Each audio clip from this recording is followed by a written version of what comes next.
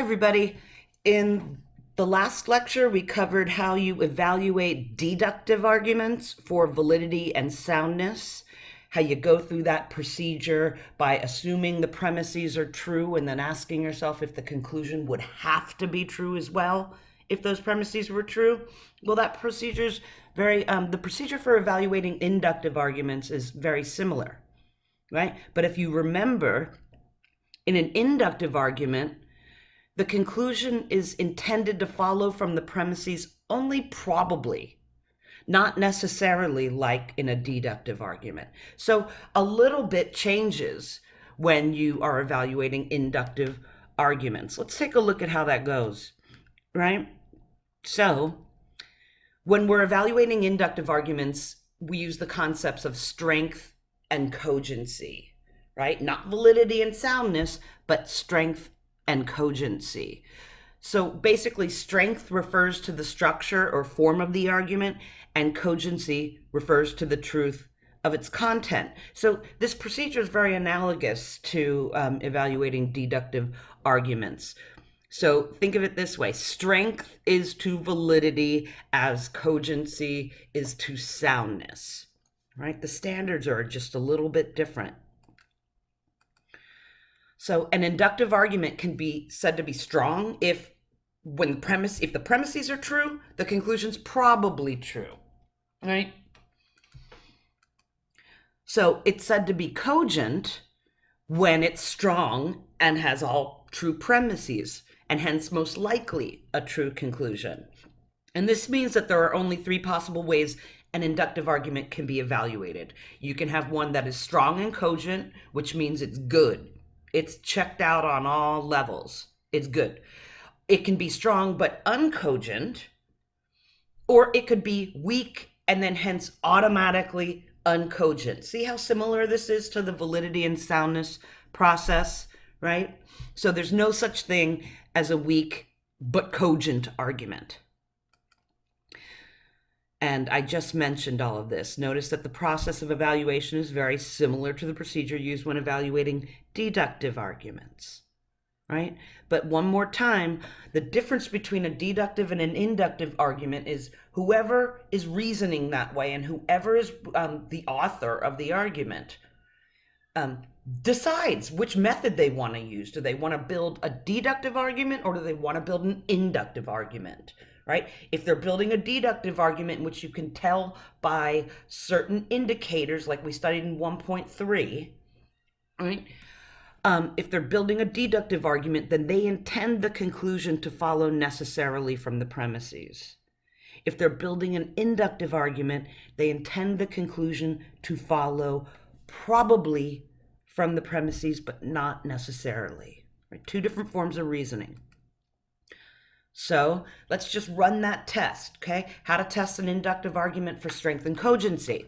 So first, just like with deductive, assume the premises are true. This means that no matter how objectionable or ridiculous the propositions may seem to you, assume that they're absolutely and without question true. And then determine whether the conclusion follows probably from the assumed truth of the premises. If it does, then the argument's strong. If it doesn't, the argument's weak. So if an inductive argument's weak, then it's automatically uncogent. If and only if the argument's strong, examine the truth value of the premises. Are they all in fact true? And if so, then the argument's cogent as well.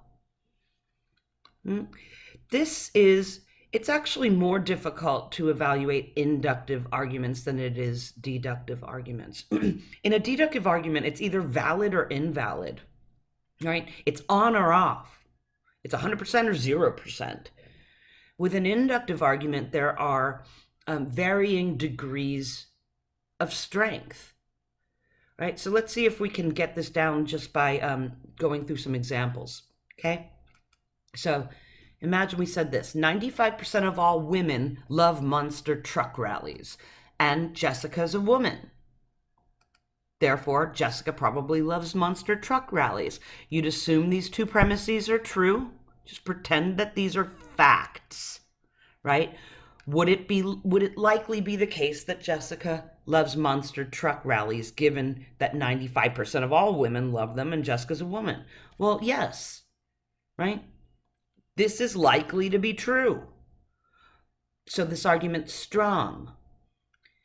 Then you have to check for, then you get the green light. You check for cogency. Is this in fact true? No. All you need is one false premise to make the argument uncogent. So this argument is strong but uncogent. Logic is good because assuming the premises are true, the conclusion would likely be true as well. However, first premise is false. Or most schnauzers make good watchdogs, and Sonny and Bobby are schnauzers. Therefore, Sonny and Bobby are good watchdogs, right? Pretend this is true, so you don't have to know anything particularly in this phase of the evaluation. Just pretend it's true. Most schnauzers make good watchdogs, and these two creatures, Sonny and Bobby, happen to be schnauzers. So considering these premises, Sonny and Bobby are probably, good watchdogs. This argument is strong, right? The logic is good. That means you have to check the truth value of the premises. Are they in fact true? Very often you're going to have to look these things up. You might not know this right offhand, but I'm here to tell you premise one is true. Most schnauzers are good watchdogs, not guard dogs, but watchdogs. And Sonny and Bobby are my schnauzers, so Sonny and Bobby are good watchdogs. Yes, this argument is strong and cogent, right? Logic is good because assuming the premises are true, the conclusion would probably follow. And in fact, the premises are true. Just to show you, that's Sonny and Bobby. Okay, let's go through some examples just like we did in the last lecture. Anthony Davis, who goes to the local Mormon church, was arrested for car theft. Kay White, who attends a different Mormon church, was arrested for embezzlement. Therefore, Mormons are just a bunch of criminals. So here's your conclusion. You're trying to conclude Mormons, they're just a bunch of criminals. Well, how do you know? Because this dude, who's a Mormon, was arrested for car theft, and this woman, who's a Mormon, was arrested for embezzlement. Assuming that these two are absolutely true, that this person exists and all of this happened, this person exists and all of this is the case, would it follow that all Mormons are just a bunch of criminals? Well, the answer is no, right? Weak. If you assume these two are true, that's not enough to justify this conclusion, right? So this argument is weak, hence uncogent. Next. The chief medical examiner at the LA coroner's office determined that Michael Jackson died of acute propofol and lorazepam intoxication. Therefore, it would seem to follow that he did indeed die from these causes. So you pretend this is true for a minute. Don't start thinking to yourself, well, I don't know if that's the case. I don't know what this, it doesn't matter. Just pretend this is true. Pretend that this authority made this determination and this is the case. Could you trust it? Is really what the logical portion of this evaluation is asking. The answer is yes. That's a proper authority. So this argument is logically strong. That means you've got to check for cogency, right? Is this true?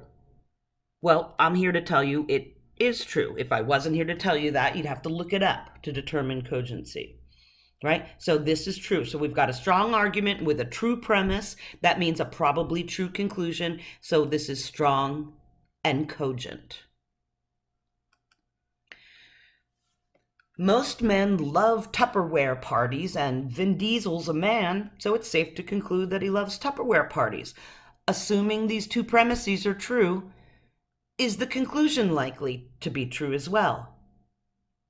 Answer is yes. The conclusion is likely to be true if those two are true. So this argument's strong. That means cogency is still up in the air.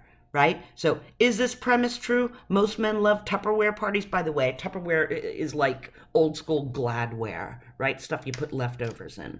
So is this true that most men love Gladware parties or leftover storage parties, right? No, this is not true. So although the logic is good, you got a problem with content. That means strong but uncogent. The kids in the first grade class love love the movies Toy Story and Finding Nemo. Well, Saw is just as good a movie as those two, so I bet the kids will love Saw as well. Right? So pretending this is true, that there's some kids in a first grade class that love this movie and this movie, and then pretend this is true. Saw's just as good as those two. Would that conclusion follow? The answer is no. Right? This is an argument by analogy, and we'll be studying these in more detail later on in the class. But pretending these two are true, that conclusion wouldn't follow. You haven't built a good enough analogy here, right? So this argument is weak, hence uncogent. My neighbor went out to get his paper at 5 in the morning today, so he'll probably do the same thing tomorrow morning. This is a prediction, right? If this is true, imagine your neighbor did this at 5 in the morning today. Is it likely he's going to do the same exact thing tomorrow morning? Do you have enough? Are you given enough in the premise to predict this conclusion? The answer is no. Logic's weak, right? Hence, uncogent. What about if he said this, though? My neighbor went out to get his paper at 5 in the morning every day for the last year. He'll probably do the same thing tomorrow morning. Now, in this case, given that he's done it 365 days in a row, gone out to get his paper at 5 in the morning, to draw the conclusion that he'll probably do the same thing tomorrow morning, to predict that, that's good, right? So this argument is strong. And cogency here, you can't really determine unless you have a neighbor who fits this description. Because remember, cogency is a matter of whether or not the premise is in fact true. The headline of today's New York Times said that a tropical storm has hit the North Pole. So it must be the case that this indeed happened, right? This is an argument by authority, right? It's citing the New York Times, which is an authority on news, right? So pretend this is true. Would the conclusion probably follow? What you really are asking yourself here is this a proper authority, right? Can you trust the New York Times, generally speaking, right? So if it was the case that the headline of the New York Times said, hey, tropical storm hits the North Pole, that conclusion you could rely on this conclusion. That conclusion is likely true as well. This argument's strong, but this is false. Absolutely false. So you've got an argument that's logically strong, but it's uncogent because you've got false premise. A few days after I helped polish the statue of Jesus at Point Loma Nazarene, I found $1,300 in a Bible. I was probably meant to keep it. This is a causal argument. There's a cause and effect being stimulated here, that you are probably intended to keep this money. Why? Because of this occurrence, right? So somehow, so what's your reasoning behind this is that the finding of the money, right after you helped on campus, is a sign, or it caused you. Sorry, I'm being a little unclear here. So again, let me start that over. Somehow, what you're reasoning here is that the helping out at campus caused you to find that money, right? That there was some kind of cause and effect going on there. So you were probably meant to keep it. The question is, even if this happened, is this a proper cause and effect relationship? Is the logic any good here? And the answer is no, right? This argument is weak, hence uncogent. Four of the bottles in this 6-bottle case of wine have been just perfect. So most likely it's a good case of wine. I've tasted 4 of them. There's only 6, so most likely the other 2 are going to be okay. That's fine. Fine logic, right? Assuming this is true, that's a reasonable conclusion to draw. So this argument's strong, right? Cogency is a different matter because what's the likelihood that you actually are doing this, right? This example and the other one where I said cogency can't really be determined is more to show you how to mess around or how to evaluate strength, right? Sometimes, like if I were to ask you, is it true that 4 of the bottles in the 6-bottle case of wine have been just perfect? You ought to be thinking to yourself, well, what case of wine? And is this in fact true? So strong, cogency cannot be determined, right? What wine are we talking about? I hope I'm being clear with this.